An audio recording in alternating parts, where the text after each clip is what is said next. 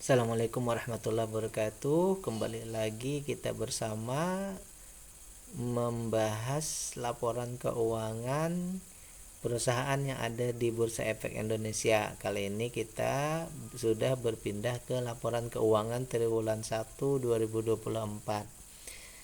Kali ini kita akan membahas sebuah bank yang termasuk 4 bank terbesar, yaitu BBCA atau Bank Sentral Asia. Tapi sebelumnya saya ingin menyampaikan dulu bahwa analisa ini adalah pemikiran tambahan, bukan ditujukan untuk memerintah melakukan aksi, tetapi sebagai bahan edukasi atau pemikiran tambahan, karena setiap investor itu mempunyai cara dan karakteristik mereka masing-masing dalam menganalisa saham.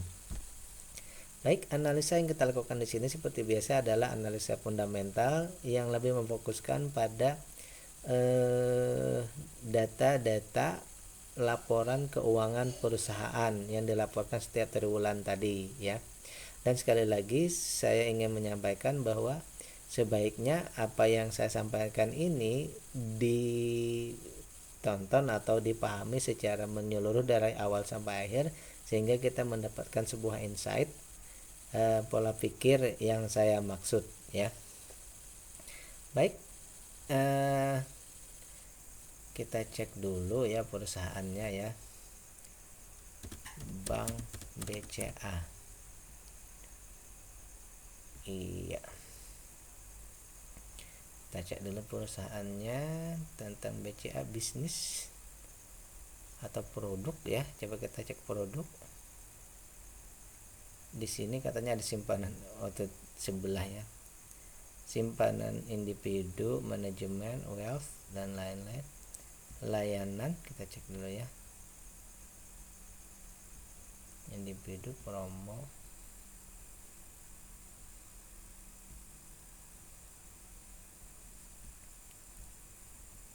coba kita cek di bisnisnya.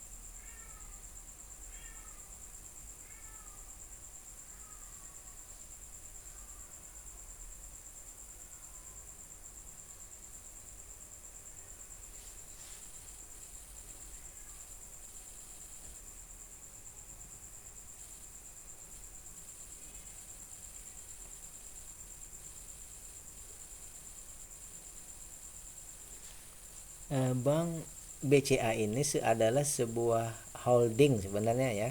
Bank BCA ini sebenarnya sebuah holding, tapi bisnis utamanya adalah sebuah bank, yaitu simpan pinjam. Yang pertama simpan pinjam ya, kemudian juga menyediakan obligasi yang ditawarkan oleh pemerintah, juga exchange ya.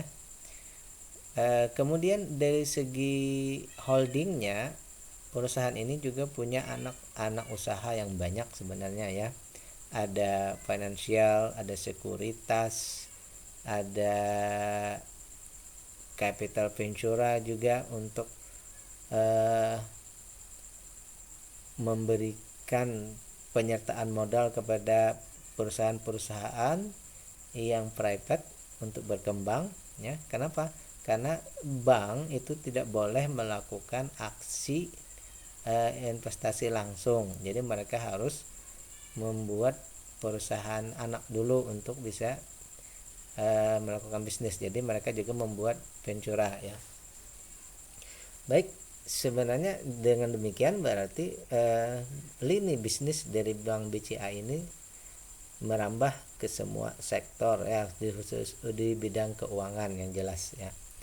Baik, Bank BCA ini juga tadi saya sampaikan salah satu bank terbesar di Indonesia, salah satu dari 4 bank terbesar, ya, di Indonesia. Kemudian mereka juga termasuk market cap yang terbesar sebenarnya, sebelum kemarin sempat dilewati oleh kalau tidak salah brand, ya, sempat dilewati, ya. Baik, kita lanjutkan saja kepada pembahasan kita tentang sahamnya, ya. Data yang kita dapatkan dari triwulan 1 2024 adalah sebagai berikut, yang sudah kita sarikan dari beberapa data yang kita dapat. Seperti kita ketahui bahwa rata-rata hampir semua, ya, hampir semua bank itu valuasinya mahal-mahal. Kita sudah tahu itu semua, ya. Contohnya di sini mereka punya valuasi itu 4,25 kali lebih besar daripada nilai bukunya, ya. 425% lebih besar daripada nilai bukunya. Oleh karena itu tentu saja kita akan menyimpulkan bahwa perusahaan ini, ya, perusahaannya bertumbuh perusahaan ini, ya. Bank ini selalu bertumbuh setiap tahun. Kenapa? Menurut bisnisnya perusahaan ini selalu bertumbuh. Kenapa? Karena suku bunga naik mereka untung, suku bunga turun juga mereka tetap mendapatkan keuntungan, ya. Kemudian mereka juga mendapatkan margin dari dana yang orang simpan, kemudian mereka juga menghasilkan kredit ke nasabah mereka. Nah, dari sini yang pertama dulu, kenapa istilahnya price to book value-nya tinggi?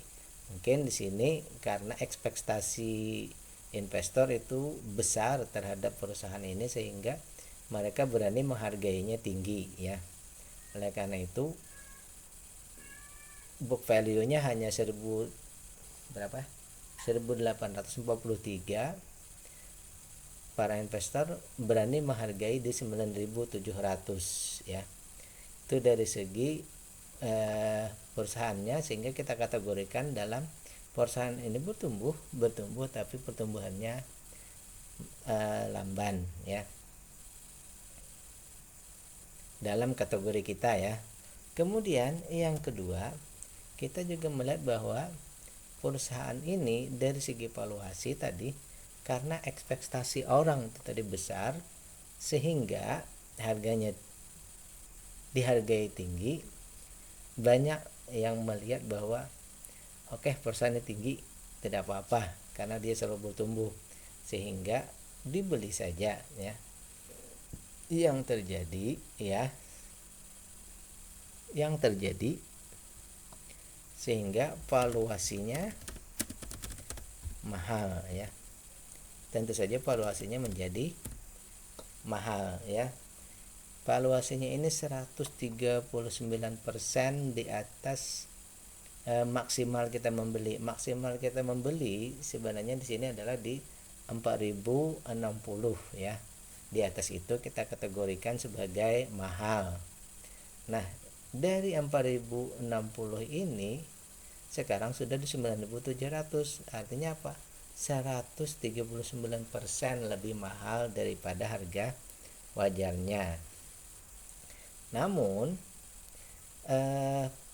perusahaan ini semakin tahun semakin meningkatkan DPR-nya ya, dividend payout ratio-nya itu semakin ditingkatkan.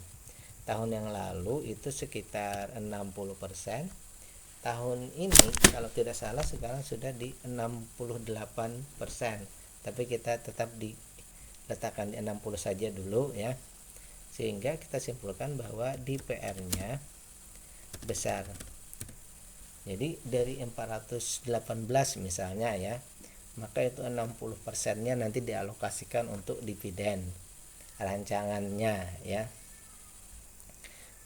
Namun dari angka itu tadi, karena sudah dihargai tinggi oleh investor ya, meskipun dividennya besar, tapi karena harganya sudah tinggi, otomatis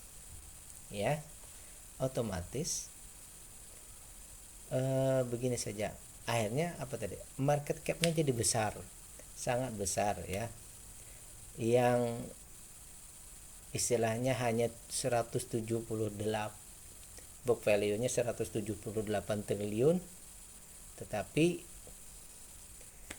market cap-nya di 800-an, 900 atau misal 1000 triliun. Nah, akhirnya itu tadi,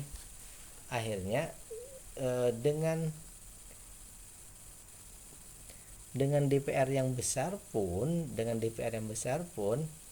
tetap dividennya kecil ya. DPR-nya besar 60% dari keuntungan ya. Tetapi keuntungannya kan hanya 418, sehingga dapatkan 250, sementara harga 9.700.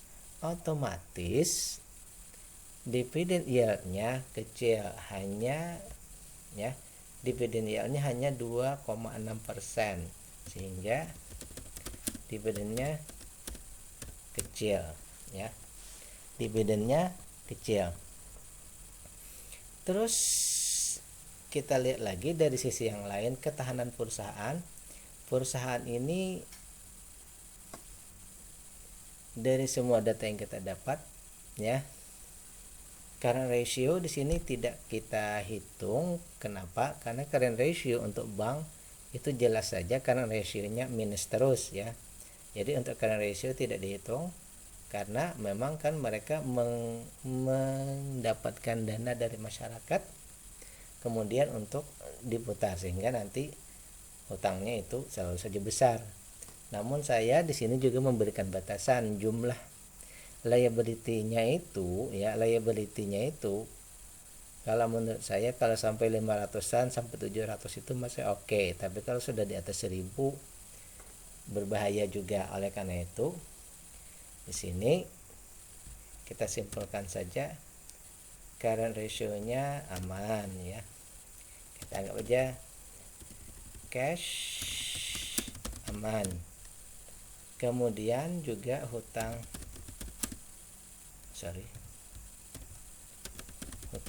berbunga aman. Liability-nya di 538 juga. Hutang aman. Kalau sudah di atas 1000, nah saya mungkin baru mengkhawatirkan ya. Kalau di atas 1000 mungkin agak khawatir ya. Nah, dari sini ya, saya menganggap bahwa perusahaan ini punya ketahanan yang bagus. Nah, sekarang kita lanjut ke kepemilikan ya, kepemilikan retail. Di sini 42%. Saya pribadi menganggap bahwa di atas 40 itu sudah besar. Saya pribadi ya menganggap secara umum di atas 40 itu sudah besar ya. Jadi kepemilikan retail itu sudah 42%. Besarkah? Besar ya. Tetapi kenapa saya mengkategorikannya dalam masih kategori hijau? Karena setelah kita cek di sebelahnya ya, di sebelahnya itu saham yang beredar di Kesei yang bisa ditradingkan itu jumlahnya persis juga 42%.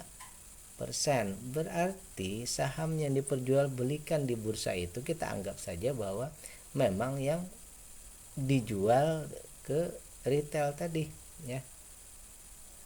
58%-nya kemana? Milik pengendali. Pengendali tidak trading, pengendali tidak menjual, mereka fokus pada pengembangan perusahaan ya, fokus pada pengembangan perusahaan. Jadi yang melakukan jual beli di sini adalah mereka yang selain pengendali ya. Oleh karena itu di sini kita simpulkan memang jumlahnya 42%, tetapi pengendali di sini bukan retail ya. Pengendalinya bukan retail, karena pengendalinya masih mengendalikan 58%, dan yang bertrading pun bukan pengendali.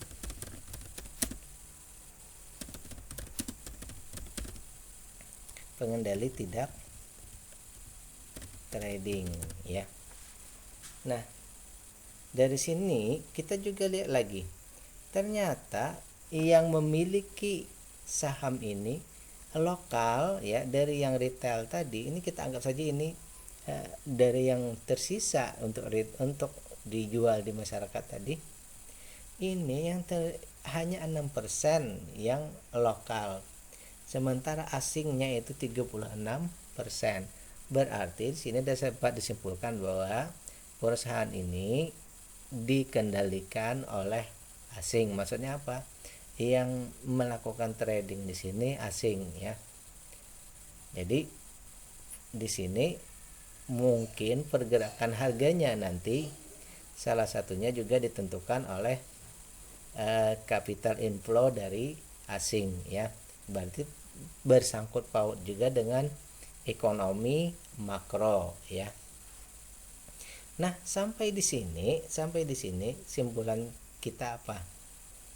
Simpulannya adalah, kalau menurut saya pribadi dulu ya, menurut saya pribadi bahwa perusahaan ini dihargai sudah tinggi oleh masyarakat karena mereka berekspektasi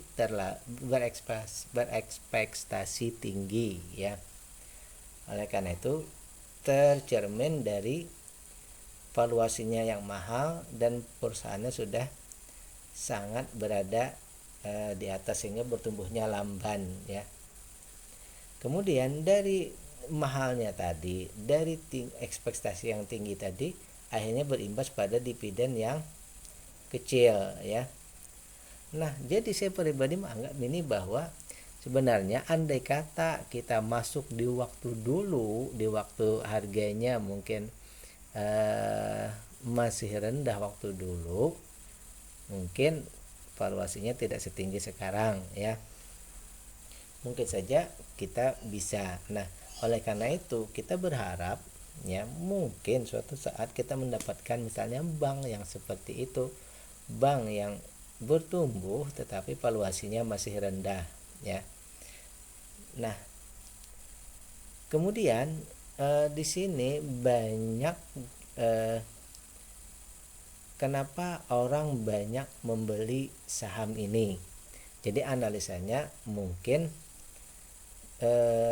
tidak lagi melihat ke valuasi, tidak melihat ke dividennya, tapi mereka melihat ke mungkin capital inflow-nya tadi, karena mereka perusahaan ini adalah salah satu penyokong Indonesia, dan tadi ini salah satu perusahaan yang sering sekali asing keluar masuk di sini ya. Jadi lebih kepada pemahamannya tadi lebih kepada